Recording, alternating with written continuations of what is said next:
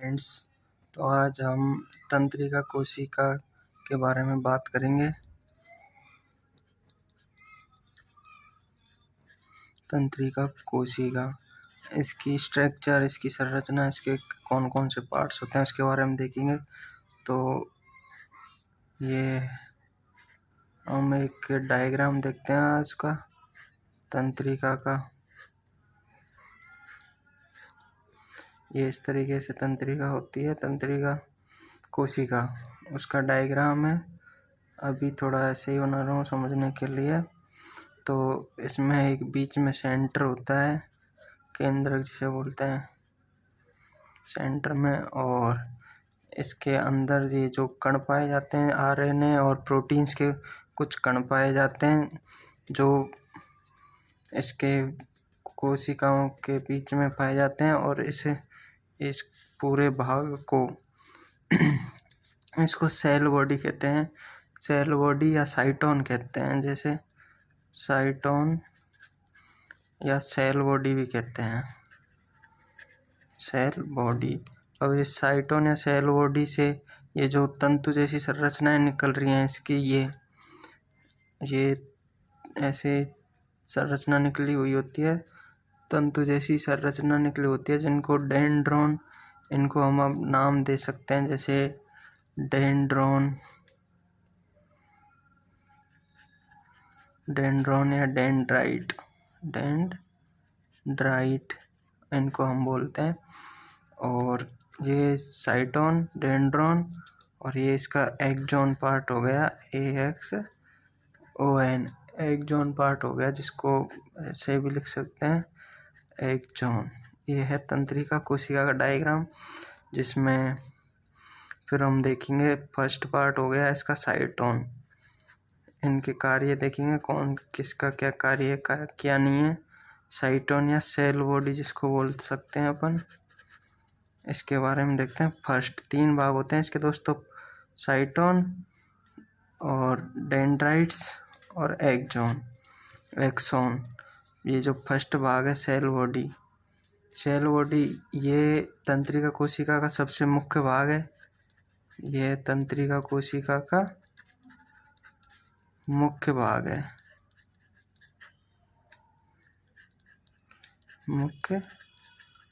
है, तंत्रिका कोशिका का।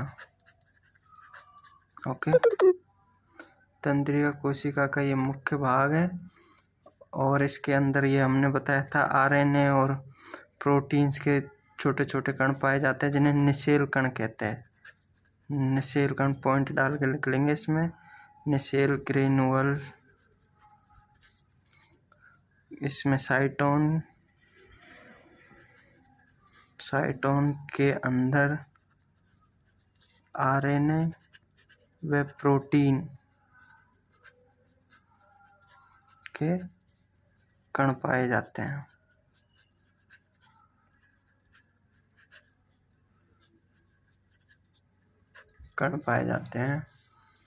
और साइटोन में छोटे छोटे कण होते हैं, ये पाए जाते हैं। उसके बाद दूसरा पार्ट आता है डेंड्रोन या डेंड्राइटिस,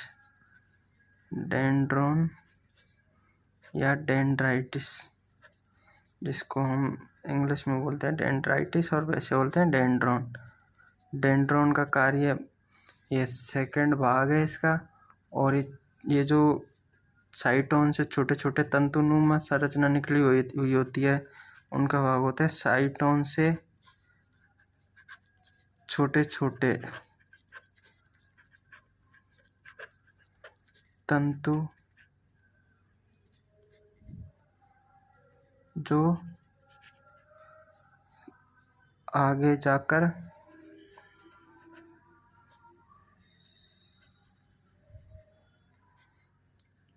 दूसरे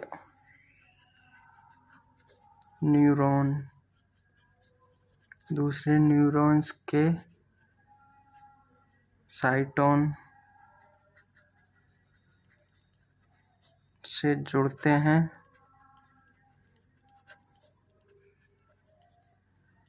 और सूचना को अग्रेषित करते हैं।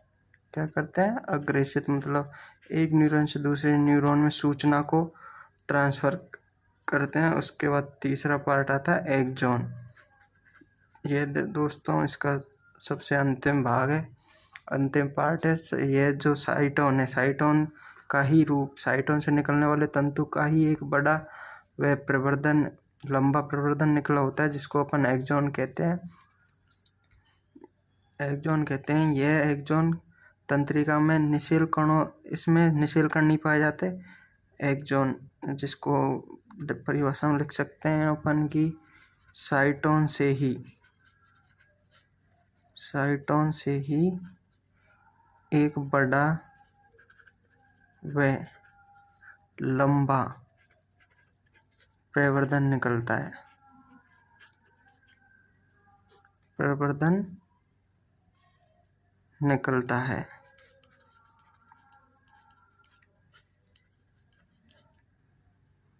एक्सॉन कहते हैं, इसे एक्सॉन कहते हैं।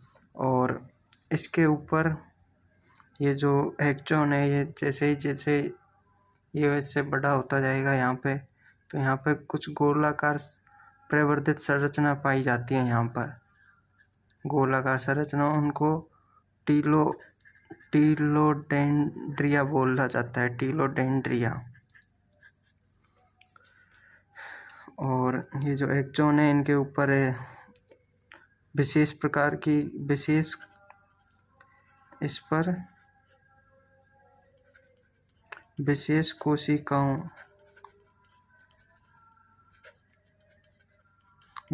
कोशिकाएं की परत पाई जाती है,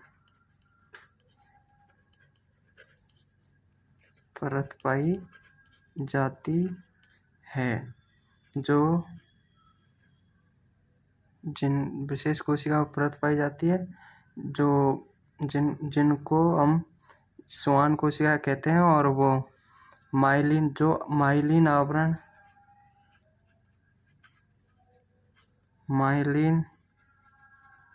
आवरण का निर्माण करती है, इसके ऊपर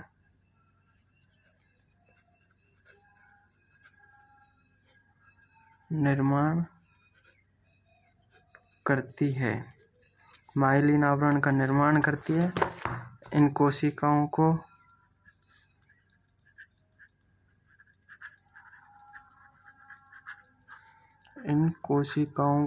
को श्वान कोशिकाएं कहते हैं, श्वान कोशिका कहते हैं। और जिन कोशिकाओं पे यह परत पाई जाती है, माइलिन की परत पाई जाती है, वो कोशिकाएं या वो तंत्रिका तंत्र जो सूचनाओं का प्रवाहन करते हैं या सूचनाओं का संवहन करते हैं, उनके संवहन करने की गति अधिक हो जाती है। ये 3 प्रकार की कोशिकाएं होती है। और तंत्रिका कोशिकाएं होती है, जिसको हम न्यूरॉन भी बोलते हैं इसको। और सबसे बड़ी शरीर की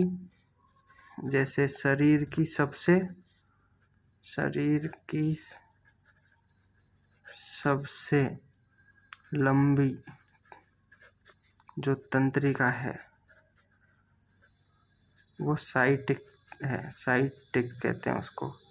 ये शरीर, पैर के अंगूठे से और मस्तिष्क तक फैली हुई होती है, जो पैर के अंगूठे से मस्तिष्क तक फैली हुई